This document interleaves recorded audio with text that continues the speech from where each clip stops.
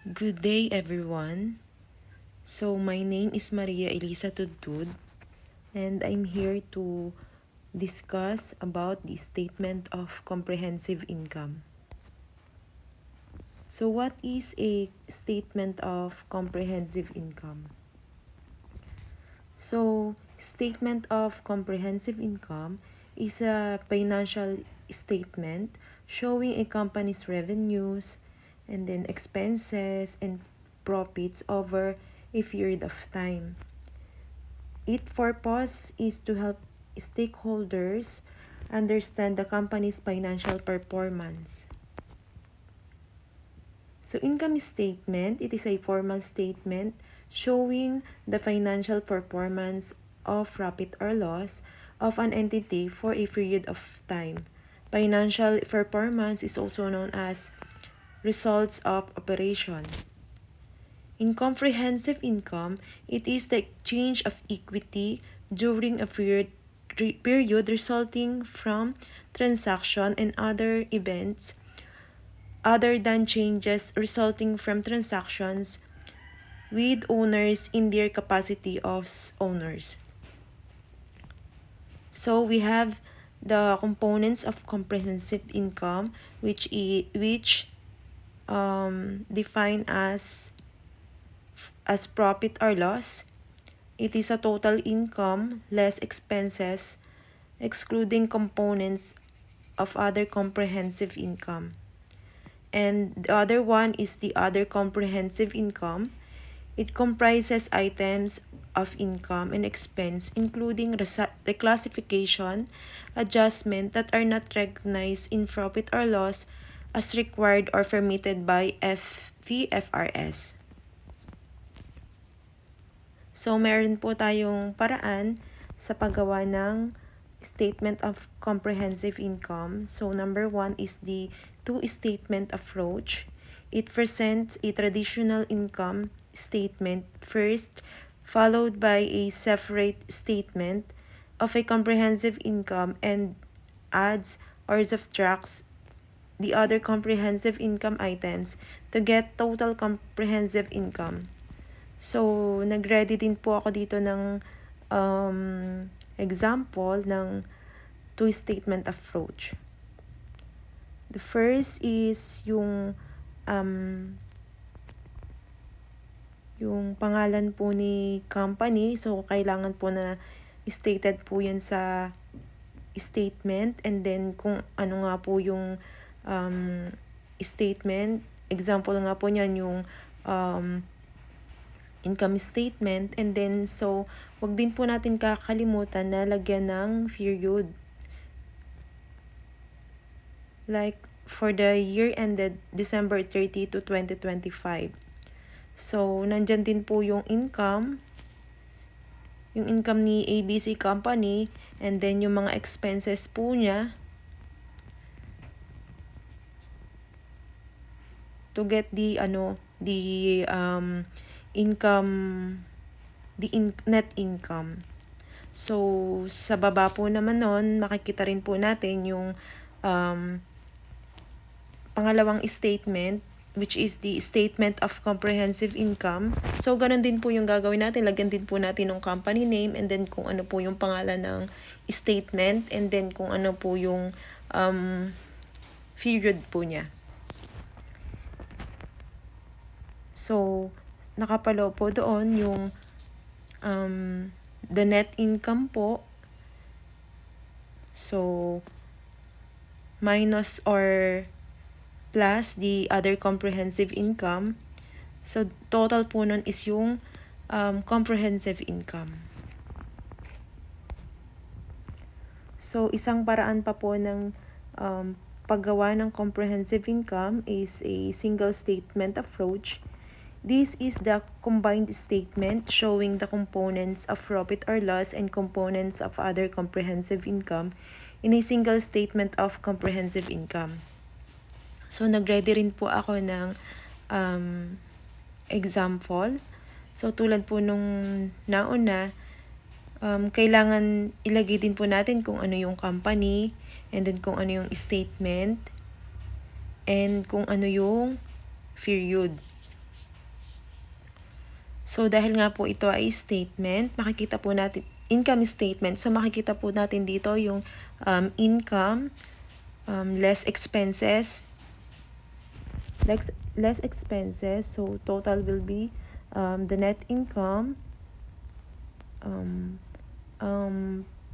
minus or add the other comprehensive income. The total will be the comprehensive income. So, dito sa single statement approach, pinagsama na po yung net income and the other comprehensive income. So, kumpara po dun sa kanina na dalawa po yung statement na magkasama. So, sources of income. So, ano po ba yung mga sources of income na makikita po natin dun sa statement? So, number 1, the sales of merchandise to customers, followed by rendering of services, and also the use of entities' resources, and the disposal of resources other than products. The components of expense, the cost of goods sold or cost of sales, the distribution costs or selling expenses, the administrative expenses, other expenses, income tax expense. The forms of income statement is the functional presentation. It classifies expenses based on function. Number 2 is natural presentation. Expenses are aggregated based on nature, salaries, rent, depreciation, rather than by their function. So, itong forms of income statement, ito po ay mas maiintindihan po natin ito dun sa paggawa po talaga ng income statement. So, line items in statement of comprehensive income. Ito po yung mga makikita po natin sa loob or nakapaloob dun sa comprehensive income. So, number 1 is the revenue, gain or loss from recognition of financial asset measured at amortized cost, the finance cost, and then share of income or loss of associate and joint venture amortized for using of entity method, the income tax expense, gain or loss or reclassification of financial asset from amortized cost to fair value through profit or loss, gain or loss on reclassification of financial asset from fair value through other comprehensive income to fair value through profit or loss. So, another one is the single amount comprising discontinued operations.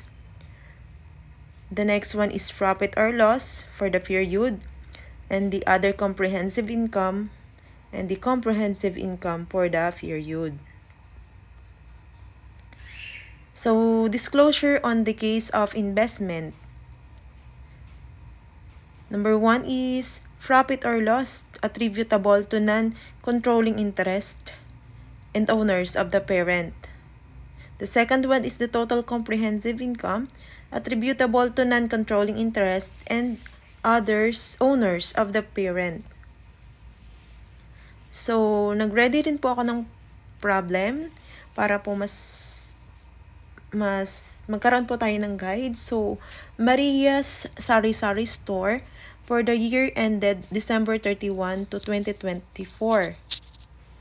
Here are the amount for the year. So, item, sales, and then amount niya is 300,000. The cost of sales, 180,000. Rent expense, 20,000. Salaries expense, 30,000.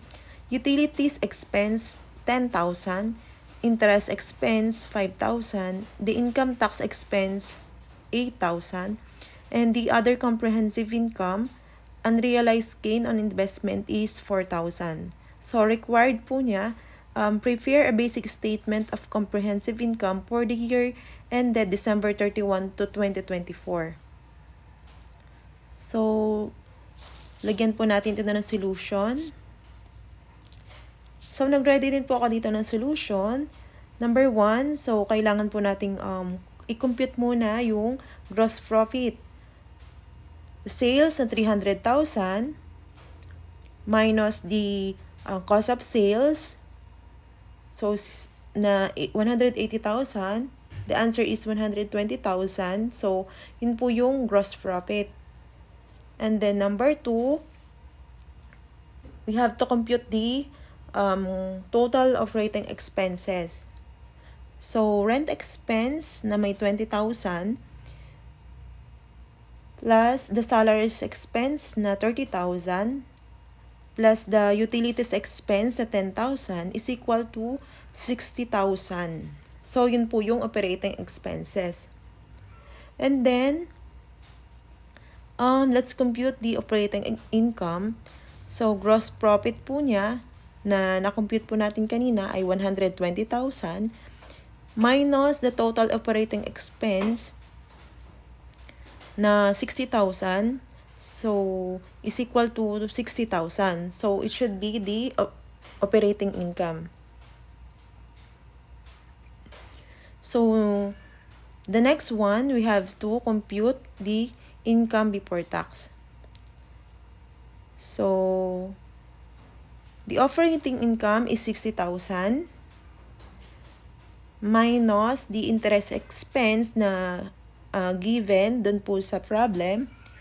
So, is equal to 55,000. So, yun po yung income before tax. And then, let's compute the net income. The income before tax is 55,000 minus the 8,000 na given na sa problem na income tax expense. So, is equal to 47,000 should be the net income. And the last one is add other comprehensive income. The net income, 47,000. So, may error lang po ako. Hindi po siya minus ha. Add po siya yung the close parenthesis. So, 47,000 plus unrealized gain on investment is equal to 51,000. So, yun po yung total at yun po yung comprehensive income. So, sorry po dun sa error. Addition po yun. Wala pong close parenthesis yun. Next. So, eto na po yung statement of comprehensive income ni Maria. So, basahin po natin at tingnan po natin. So, Maria Sari-Sari Store. So, and then statement of comprehensive income for the year ended December 31 to 2024. Yung sales niya is 300,000. Cost of sales na 180,000 is equal to 120,000. So, nag-minus lang po tayo. Then, after operating expense, 20,000. Rent expense. Salaries expense, 30,000. Utilities expense, 10,000 rather. So, since siya po ay expense, so add po natin. It should be the total of 60,000. So, gross profit minus the operating expense is equal to operating income na 60,000. The interest expense na given kanina sa problem is 5,000. So, 60,000 minus 5,000 is equal to income before tax na 55,000. And then 55,000 minus 8,000, the income tax expense is equal to 47,000. Yun po yung net income. And then, add po natin sa 47,000 yung other comprehensive income, unrealized gain on investment. na 4,000 is equal to 51,000. And then, the total nga po ng comprehensive income is the 51,000. So, that's it. Thank you. And have a good day, everyone.